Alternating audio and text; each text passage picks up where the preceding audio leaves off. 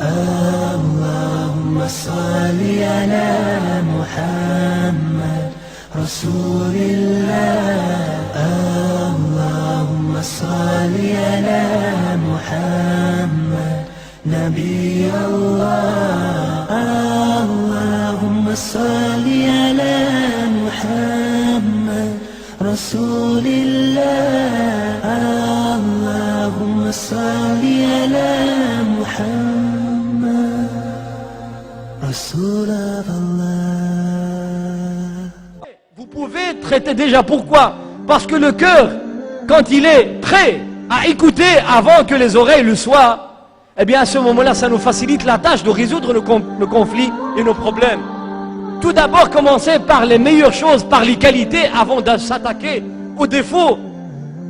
Et aussi, mes frères et sœurs, quand on parle de ces conflits, quelle est la nature? Quelle est la nature? Quelles sont les causes de nos conflits? Cherche à connaître les causes de ces conflits. Ça peut être de l'argent, et c'est souvent de l'argent. J'ai des remarques que j'ai rassemblées après des années et des centaines de cas. Souvent on se plaint. Quelles sont les plaintes dans le couple? Première plainte, c'est-à-dire la première cause des conflits et des problèmes, le manque de respect. Le manque de respect. Et je crois que beaucoup, ils vont dans leur tête dire, oui c'est vrai, moi aussi je le vis dans mon couple. Le manque de respect. Le manque de respect, ça peut être une des premières causes de nos problèmes et de nos conflits à la maison avec nos épouses et avec les maris. Le manque de respect. On n'utilise pas les belles paroles. 2.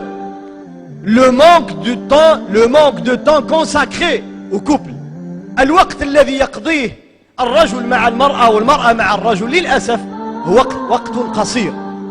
Tout le temps, si je parle des frères, il y a beaucoup de frères qui sont absents. La grande partie de leur temps à l'extérieur. Travail, les amis. Après les amis, c'est peut-être faire du sport, faire aussi des autres choses. Et on ne consacre pas assez de temps à notre foyer. Nos enfants, ils ont des droits sur nous. Leur consacrer du temps pour les éduquer, leur rappeler la moralité, les principes élémentaires de l'islam, le respect de l'autre, le respect du voisinage. Qu'est-ce qui fait aujourd'hui que nous voyons tout ce que nous voyons comme, malheureusement, comme mauvais comportement chez nos enfants? L'absence, c'est une des causes principales de nos problèmes. Car l'absence, ça veut dire quoi? Ça veut dire ne pas écouter. Ça veut dire ne pas voir ce qui se passe à la maison. Ça veut dire ne pas être à l'écoute de l'autre. Ne pas voir qu'est-ce qu'il a comme préoccupation. 3. Petit 2. Le troisième ou la troisième cause de conflits conjugaux, c'est le manque de bons conseillers autour de nous. Qillatun nasihin. Qillatun nasihin. Rarement tu trouves des gens qui conseillent, au sens positif du terme. Dire que vous avez encore un long chemin à faire ensemble. Ne pensez point à la séparation, ni au divorce. Vous avez des problèmes que vous pouvez à deux résoudre grâce à Allah subhanahu wa ta'ala. Et nous sommes là pour vous aider. Quels sont vos problèmes? Nous sommes là à vous porter secours. S'il y avait beaucoup de bons conseillers, il y aurait moins de problèmes dans les couples. Et aussi, malheureusement, le terme obéissance, ta'a, qu'on utilise comme une balle de ping-pong entre les deux. Le mari dit à sa femme, tu ne m'obéis plus. La femme dit, mais vous les uns, vous interprétez l'obéissance comme vous le désirez. Malheureusement, on utilise des termes shar'iyya qui sont tellement clairs dans la révélation, on les utilise à tort et à travers.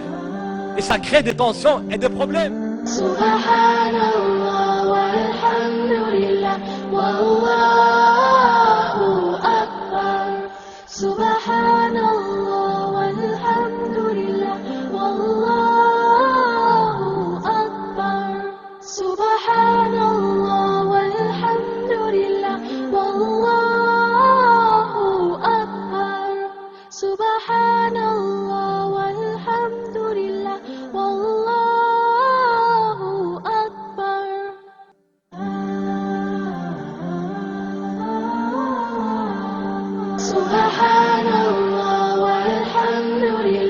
والله أكبر سبحان الله والحمد لله والله أكبر سبحان الله والحمد لله والله أكبر سبحان الله والحمد لله والله أكبر.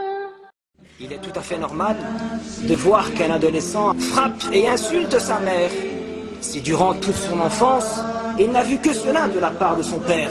Il voyait toujours l'exemple de sa vie, soit son père, frapper et humilier sa mère devant lui. Cet enfant accumule ces images, les enregistre et les visionne lors de ses sommeils. Il ne demande qu'une chose, ce pauvre enfant. Il ne demande qu'une chose, ce pauvre bout de chou, c'est de ressembler à son père. Il est tout à fait normal de voir un enfant en train de fumer des cigarettes et de boire de l'alcool si, durant toute son enfance, son père ou sa mère l'envoie acheter des cigarettes, l'envoie acheter de l'alcool, fume et boit devant lui.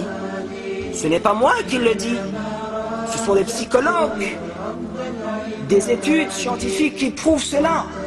La délinquance chez les jeunes est due à leur enfance.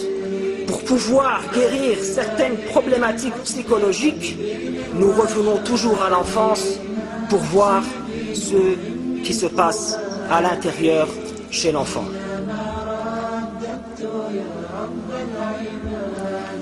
Qu'Allah nous protège de ces parents qui délaissent leurs enfants et qui ne leur apprêtent pas attention et qu'ils protègent nos enfants. Amin. Ya Rabbal Alamin. Où justement des parents sont venus le voir ici au centre islamique. Et ils se plaignaient, mais vraiment acharnés. Ils se sont plaints de leur fille.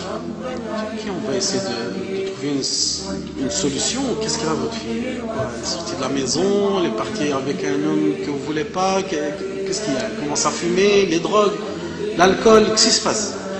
Non, loin de là. Eh bien, notre fille, elle a commencé à mettre le voile. Quel problème? Ils sont venus se plaindre auprès de nous parce que leur fille elle a commencé à mettre le voile. Et ils ont commencé à s'acharner sur nous. Est-ce que l'islam demande ça? Elle n'arrive plus à suivre ses études et n'importe quel endroit elle veut travailler, elle ne veut plus travailler. C'est nous les responsables. Donc vous voyez la compréhension, comment elle est grave. Cette sœur, alhamdulillah, par la grâce d'Allah, elle est revenue sur le chemin d'Allah subhanahu wa ta'ala, et les parents, au lieu de remercier Allah subhanahu wa ta'ala de ce bienfait, qu'est-ce qu'ils font? Ils vont chez des musulmans et ils se plaignent auprès. Eh bien, allez vers Allah Azza wa Jal tout d'abord. ففروا إلى الله. ادعوا الله تعالى لزوجك. ادعي الله تعالى لزوجك. وادعوا الله لزوجتك. أن يهدي الله تعالى هذا وذاك. وأن يصلح الله تعالى أحوالكما.